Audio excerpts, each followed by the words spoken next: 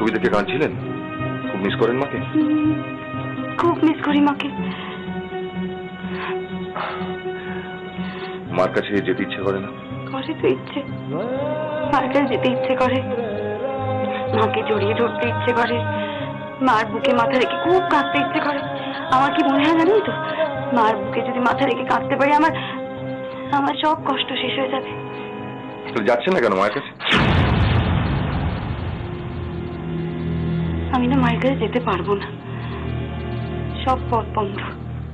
আর জানেন তো, সব পথ আমি নিজে বন্ধ করেছি। আচ্ছা, আমি যদি আপনাকে আপনার মায়ের কাছে নিয়ে যাই?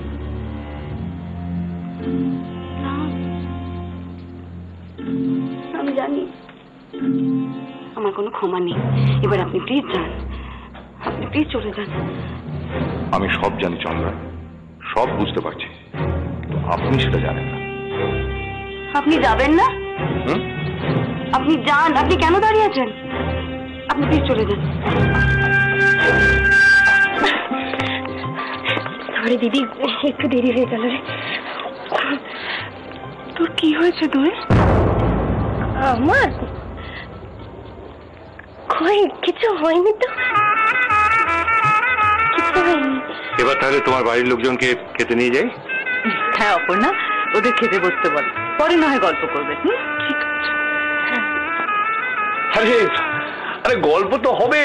আরে আমার ডিপার্টমেন্টে চলুন, খেয়ে দিয়ে দেখুন টেস্ট কিরকম হলো। কি নিয়ে যাই? নিশ্চয়ই নিশ্চয়ই, অনেক গল্প। চলে আসুন।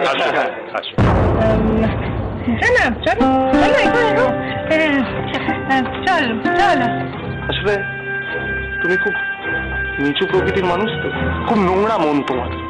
তোমাকে না মা বলতে আমার ঘেন্না করে। কি বললি তুই? বল আরেকবার।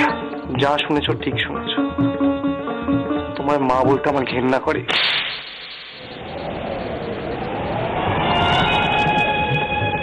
সারা জীবন শুধু টাকা টাকা করে গেছো। কি পেয়েছো জীবনে? হ্যাঁ, কি পেয়েছো? নিজের সন্তানদের ভালোবাসা পেয়েছো? নিজের স্বামীর ভালোবাসা পেয়েছো? টাকার জন্য নিজের স্বামীর সাথে খারাপ ব্যবহার করেছো। আজ তোমার জন্যে আমি আর আমার ছোট বোন জীবনে বুঝলাম না পিতৃ স্নেহ কাকে বলে, বাবার ভালোবাসা কাকে বলে বুঝলাম না। আরে বাবা থাকতো, বাবা নেই আমাদের কাছে। ঘেন্না করে না নিজের প্রতি? ঘেন্না করে না? তোমার এই কথাগুলো বলা বেকার, বেকার। তোমার অন্তর নেই এগুলো বোঝার জন্য। তোর ছোটবেলার কথা মনে আছে রাজি? ভাই ফোঁটার দিনে আমি চান টান করে বসে থাকতাম কখন তুই আমাকে ফোঁটা দিবি।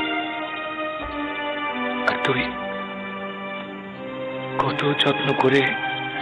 না দাদা, আর বলো না দাদা, আমি আর সহ্য করতে পারছি না। আমি জানি আমি অন্যায় করেছি,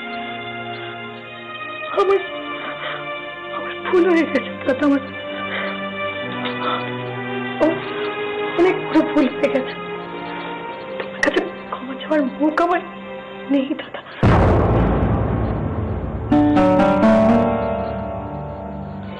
এতে এতে কাঁদতে নেই।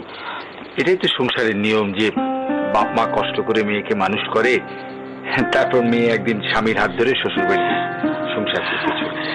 হ্যাঁ দেখো অপু, সৈকত ছেলেটা খুব ভালো রে। আর আমি তো দেখলাম এই বাড়ির প্রত্যেকে খুব ভালো। তুই দেখবি এখানে খুব ভালো থাকবি। হ্যাঁ, আর তুই কিচ্ছু চিন্তা করিস না বড়দি।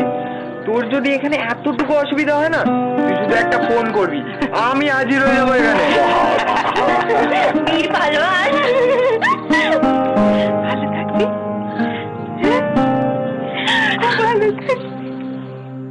অরুণাংশু কোথায়?